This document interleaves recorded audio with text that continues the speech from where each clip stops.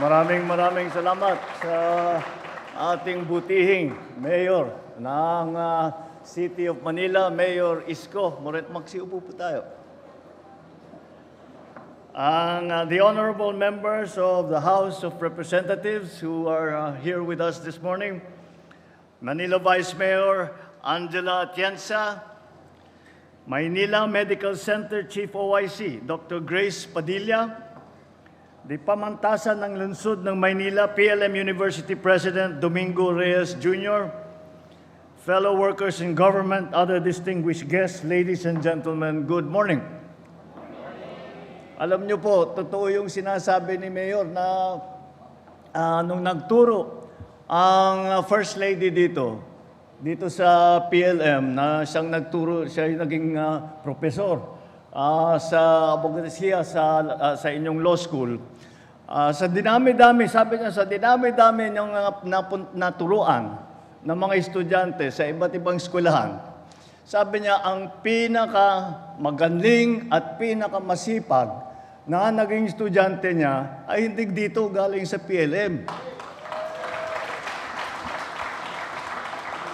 Dahil, sabi, hindi ko nababanggitin yung mga ibang eskwelahan na naturuan niya. Pero sabi niya, yung mga iba, puro anak mayaman yung mga yun, mga spoiled. Dito, ang sisipag daw. At talagang siniseryoso, dinidibdib na mabuti ang kanilang pag-aaral. Ay palagay ko, ganun din ang mangyayari dito sa inyong hindi pala hindi medical school eh. All the skills and all of the necessary training for all healthcare workers ay dadaan dito para nakakagulat na magkakaroon ng 5,000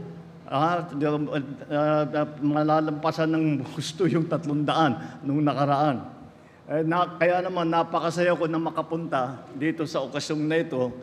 Dahil itong araw na ito, sinagawa natin ang groundbreaking ceremony ng College of Allied Health Sciences Building ng PLM. Ito ay programa ng lokal na pamahalaan na magpapataas ng kalidad ng serbisyong pangkalusugan. Sa pagtatayo ng College of Allied Health Science Building, mabibigyan ng pagkakataon ang nakakabatang henerasyon na aralin ang mga kursong pangmedisina. Sila po ang mga susunod na haligi ng ating sektor ng pangkalusugan. Sa pagbibigay ng pondo upang maipatayo ang itong pasilidad na ito, layon ng pamahalaan na mabigyan ng oportunidad ang mga estudyanteng nangangailangan na makapag-aral sa mahusay na universidad. Inilulunsad din natin ang bagong science courses dito, kabilang na ang medical technologies at radiologic technologies. Higit sa lahat, mahalaga ang programang ito sa paghubog ng mga magagaling na profesional sa larangan ng medisina. Nakakasiguro ako na huhubugin ng eskwelahang ito hindi lamang ang kaalaman at karanasan ng ating mga future na doktor, ngunit pati na ang kanilang prinsipyo at ang kanilang karakter. At para sa 16 na top-notcher at graduate ng health-related courses, hindi ba ninyo naabutan ang bagong gusaling ito? Natupad naman ninyo ang inyong pangarap na makapagtapos.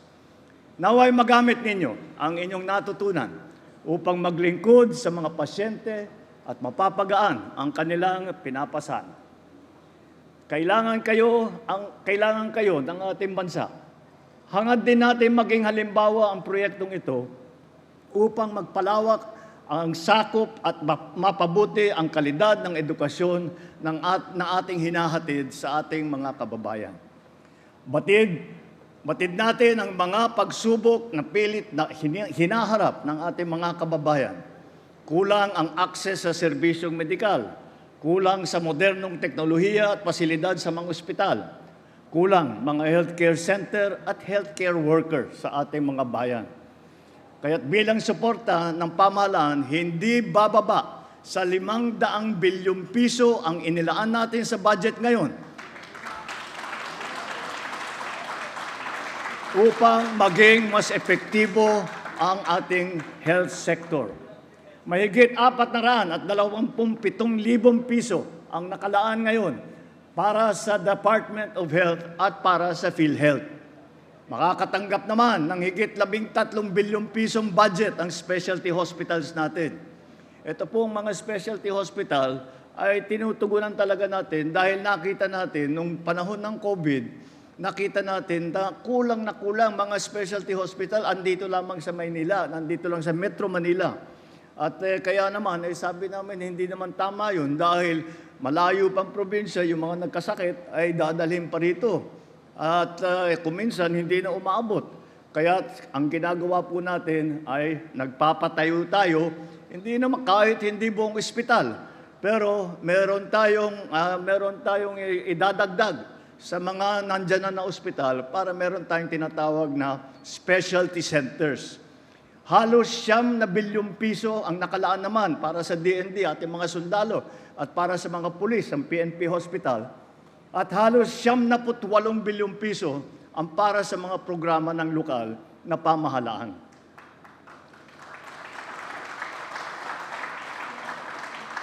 Para naman sa medical scholarship at tuition fee subsidy ng mga estudyante ng mga State University, naglaan din tayo ng higit 1 bilyong piso para tulungan ang ating mga estudyante.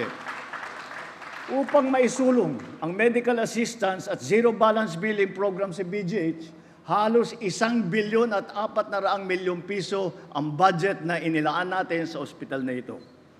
Lahat ng ito ay inaasahang magpapabuti ng serbisyong medikal at magpapalakas ng ating health sector. Hindi na po natin hahayaang magtiis sa sakit ang ating mga kababayan dahil sa kawalan ng pagtustos at pagpagamot.